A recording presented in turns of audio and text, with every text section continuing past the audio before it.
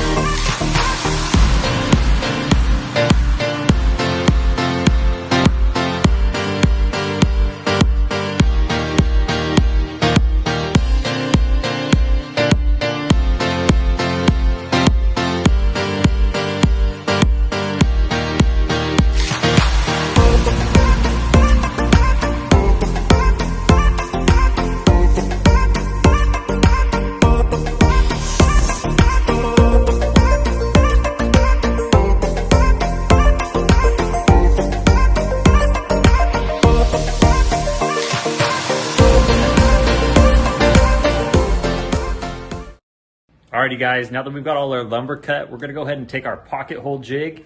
We're gonna go ahead and make pocket holes on every leg. This will allow us to hide all of our screws and make it pretty. Let's make it happen.